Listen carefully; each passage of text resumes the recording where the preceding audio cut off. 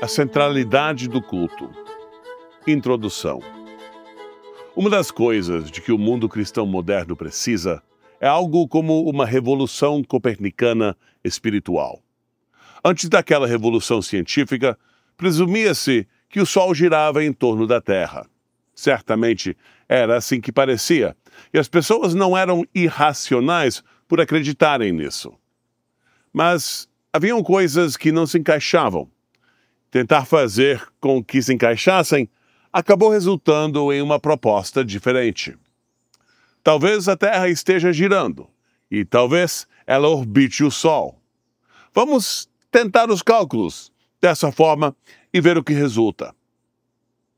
O que precisamos é de uma revolução copernicana espiritual que nos permita parar de ver a nós mesmos e nossas atividades como o centro de nossas vidas. E, em vez disso, ver o culto público a Deus como o centro de nossas vidas. Adorar a Deus no dia do Senhor é a coisa mais importante que fazemos.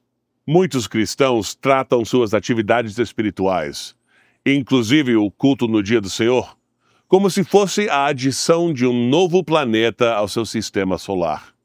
Antes de se converterem, eles não tinham um planeta Jesus, e agora têm. Mas Cristo é o Sol, e tudo precisa girar em torno dele. O que é o culto? Não estamos falando apenas do momento de música, do momento dos cânticos. Se usarmos o vocabulário encontrado na Bíblia, o louvor é quando glorificamos a Deus, rendendo honra a Ele. E isso frequentemente é feito por meio da música. O culto é quando nos apresentamos a Deus para nos tornarmos disponíveis a Ele para o serviço. Quando Isaías disse, "Eis-me aqui, Senhor, envia-me", isso foi um ato de culto. Ele estava se oferecendo a Deus para que Deus lhe dissesse o que fazer. Como somos ordenados, comandados a louvar a Deus, fazer isso obedientemente é um ato de culto. Portanto, todo louvor bíblico é culto, mas nem todo culto bíblico é louvor. Rogo-vos, pois, irmãos, pela compaixão de Deus, que apresenteis o vosso corpo como sacrifício vivo, santo e agradável a Deus, que é o vosso culto racional. Romanos 12, versículo 1. Em outras palavras, a apresentação de nossos corpos a Deus, tornando-os disponíveis para o serviço, é chamada de nosso culto. Além disso, a apresentação de nossos corpos físicos é chamada de nosso culto espiritual. Isso significa que a cadeira em que você se senta é um altar. O carro que você dirige é um altar. E a cama em que você dorme é um altar. O culto consiste em fazer o que Deus nos mandou fazer. E um culto de adoração é um momento em que nos reunimos diante do Senhor, no dia do Senhor, para fazer o que Ele nos mandou fazer. Culto coletivo. Quando Isaías adorou o Senhor, no exemplo que dei anteriormente, ele estava sozinho. Qual é a base para o culto coletivo? Vinde, adoremos e prostremo-nos, ajoelhemos diante do Senhor, nosso Criador. Do Salmo 95. Somos um corpo coletivo e somos convocados a nos reunir para fazer o que fomos chamados a fazer. Não deixando de congregar-nos, como é costume de alguns, antes fazendo-nos exortações, e tanto mais quanto vedes que o dia se aproxima. Hebreus, capítulo 10, versículo 25. O culto é geralmente algo que fazemos como um corpo.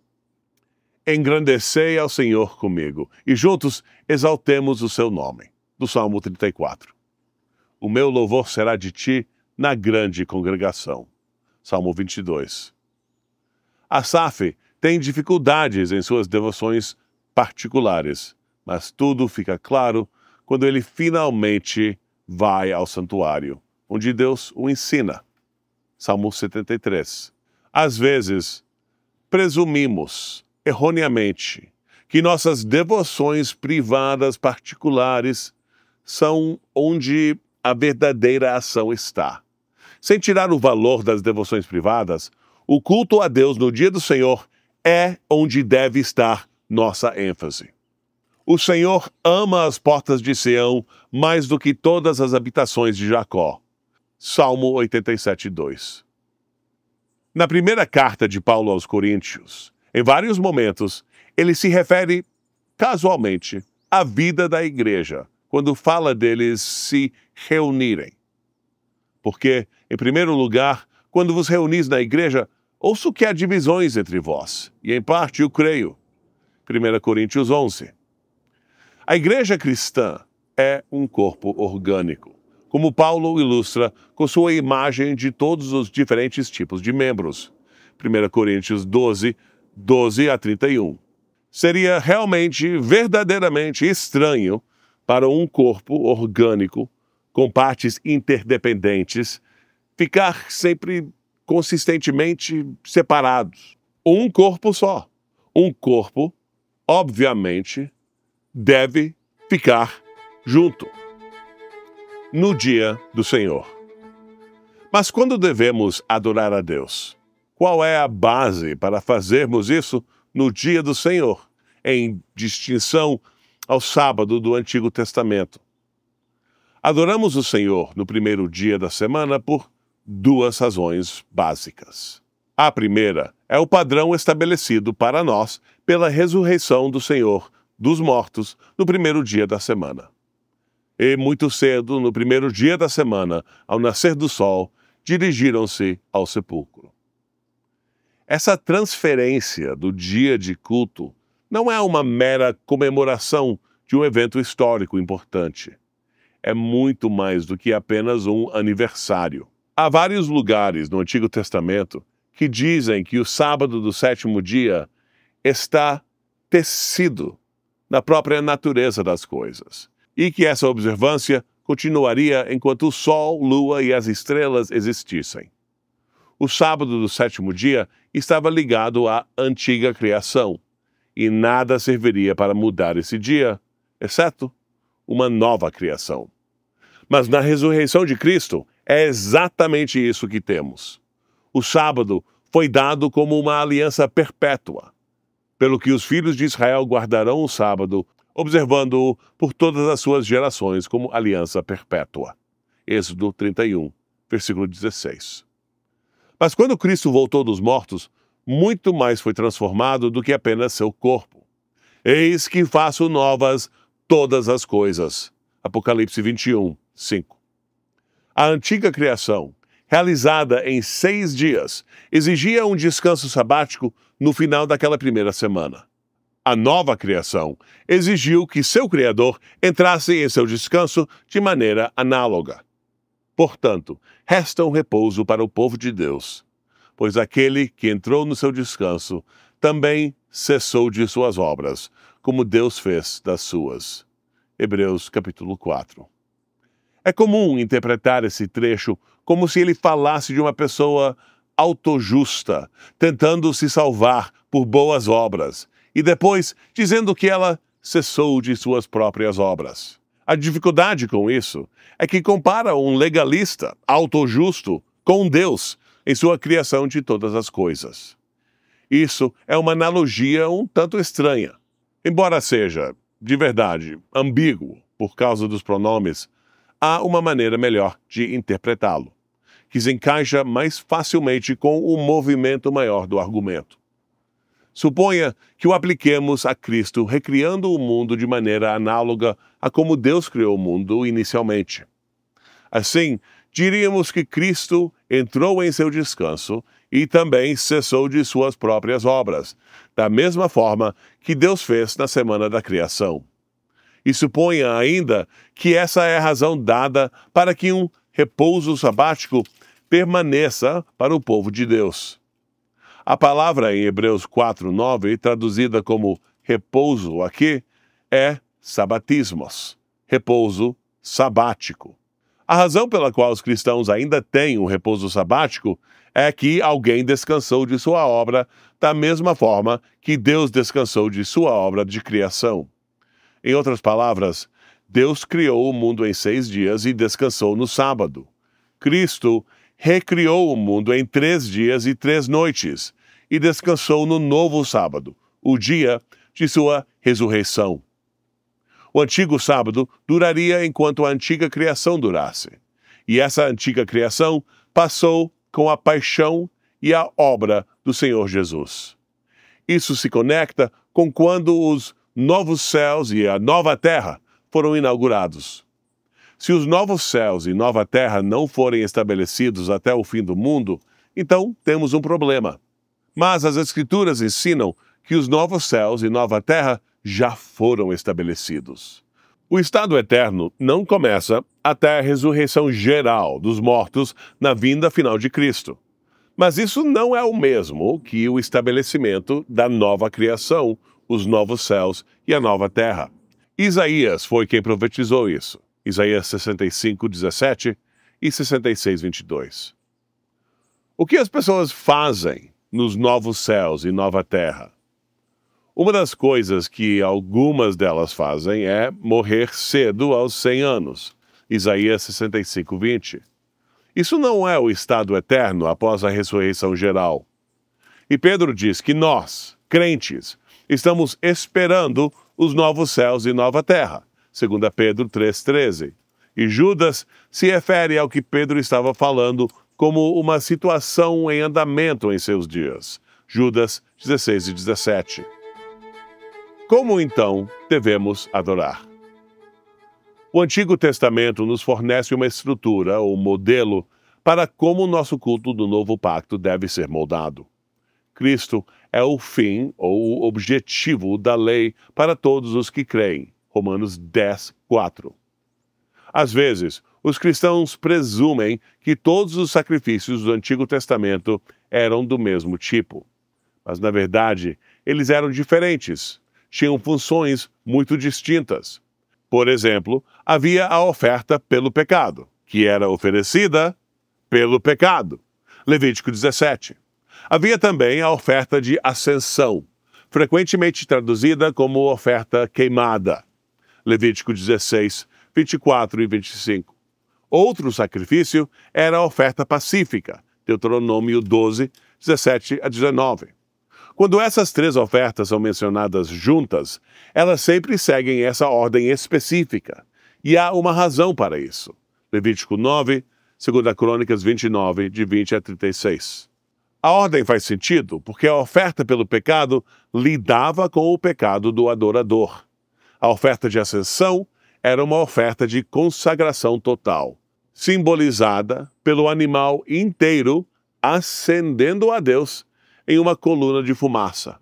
E a oferta pacífica era a única oferta que permitia ao adorador participar do animal sacrificado, sendo uma demonstração tangível de que Deus havia recebido os sacrifícios do adorador. Então, como isso pode se aplicar a um culto moderno? Por causa do sacrifício de Cristo na cruz, de uma vez por todas, não realizamos mais sacrifícios de animais. Então, o que podemos aprender do sistema sacrificial? A resposta é surpreendentemente direta. O culto começa com a confissão de pecados, que corresponde naturalmente à oferta pelo pecado. Em seguida, passa para coisas como cânticos, leitura das Escrituras e o sermão, que correspondem à oferta de ascensão. Essa é a parte do culto onde nos dedicamos ou consagramos a Ele. E então, na conclusão do culto, quando a ceia do Senhor é observada, isso corresponderia à oferta pacífica. Essa é uma das razões pelas quais observamos a ceia do Senhor semanalmente, para manter esses 3 elementos agrupados juntos. A pregação da palavra.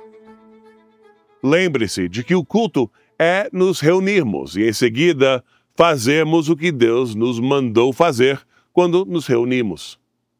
Todos os elementos do culto seriam nós fazendo coisas que Deus nos instruiu a fazer. Por exemplo, temos alguém que lê as Escrituras publicamente, porque isso é algo que nos foi dito para fazer. 1 Timóteo 4, 13. Cantamos salmos, hinos e cânticos espirituais juntos, porque isso também é algo que nos foi comandado. Efésios 5:19, Colossenses 3:16. E é por isso que temos um sermão. Homens devem ser ordenados e separados para a proclamação da palavra de Deus. Aquele que fala, diz Pedro, precisa falar com autoridade, como se estivesse falando os próprios oráculos de Deus. 1 Pedro 4:11. Ele deve agir como se estivesse falando dessa forma, porque ele está falando dessa forma. A pregação é a declaração autoritativa da palavra de Deus, e a palavra é o que molda tudo. Deus falou o cosmos à existência por meio de sua palavra, e a nova criação virá a ser pelo mesmo meio. Deus não faz nada separado de sua palavra. Sem uma declaração autoritativa de Deus, o culto com certeza vai deteriorar em algum tipo de ruína disforme. E geralmente não importa que tipo de ruína disforme isso se torna. Entre igrejas tradicionais ou conservadoras, há uma tendência infeliz de colocar a pregação e a observância da ceia do Senhor em oposição, como se fossem rivais. Mas eles não estão competindo de forma alguma, não se os entendermos corretamente. Mas, infelizmente, muitas vezes igrejas sacramentais têm sermões mínimos, ou sermões que fazem o seu melhor para imitar uma onda cerebral plana. E igrejas de pregação podem oferecer uma mensagem empolgante, mas não há como os santos chegarem a uma conclusão. Talvez uma ilustração possa ajudar. Não devemos tentar colocar a pregação e o sacramento lado a lado, como se eles apenas se complementassem, como presunto e ovos, ou sal e pimenta. Seria muito melhor pensá-lo como cozinhar e comer. A pregação é o cozinhar, e o sacramento é o comer. Igrejas sacramentais têm a comida, mas a mantêm crua. E as igrejas de pregação são como assistir a um chefe famoso na TV. Ele é muito impressionante com suas habilidades culinárias, mas toda a comida é jogada fora. Chamado e comissão. Um culto verdadeiro começa quando os santos de Deus são chamados. Vinde, adoremos o Deus Trino. Todos se levantam juntos, e o Espírito de Deus os reúne e os conduz ao salão do trono de Deus. Não vamos a uma montanha que pode ser tocada, Hebreus 12, como os antigos israelitas fizeram. Não, somos trazidos pelo Espírito à Assembleia Geral e à Igreja dos Primogênitos. Enquanto estamos lá, adoramos a Deus, e quando o nosso culto termina, é hora de sermos abençoados e comissionados por Ele, e enviados de volta ao mundo. E assim, na conclusão do culto, recebemos a bênção de Deus, sua bênção sobre nós e nossas famílias. Somos restaurados e equipados para sermos representantes de Deus no mundo. E é assim que o mundo será, eventualmente, trazido a Ele. Esses são os instrumentos potentes que levamos ao mundo: palavra e água, pão e vinho.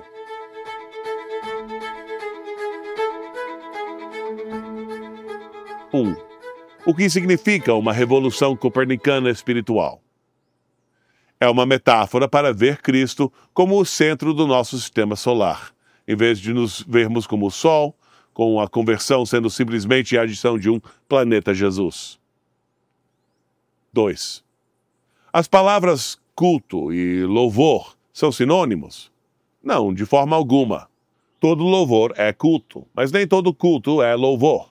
Louvor é quando rendemos glória a Deus. Culto é quando nos tornamos disponíveis para servi-lo. É a atitude de Isaías quando ele diz: Eis-me aqui, Senhor, envia-me. 3. O que é nosso culto espiritual? Nosso culto espiritual é a apresentação de nossos corpos físicos a Deus, do desejo de que Ele nos diga o que fazer e dizer. 4. O culto a Deus é algo privado e individual ou é coletivo? O culto pode certamente ser ambos, mas a ênfase das Escrituras está no culto coletivo. 5. Quais passagens ilustram isso? Podemos ver isso em passagens como Salmo 95, verso 6. Vinde, adoremo e prostremo-nos, ajoelhemos diante do Senhor, nosso Criador. Ou esta, engrandecei ao Senhor comigo, e juntos exaltemos o seu nome. Salmo 34, versículo 3. 6. O que Deus prefere, culto público ou privado? Ele ama ambos, mas prefere o culto público coletivo. O Senhor ama as portas de Sião mais do que todas as habitações de Jacó. Salmo 87, versículo 2. 7. Por que os cristãos adoram a Deus no primeiro dia da semana? Fazemos isso porque Cristo ressuscitou dos mortos no primeiro dia da semana. Mas isso não é uma mera lembrança, como um aniversário. 8. Por que não é uma mera lembrança?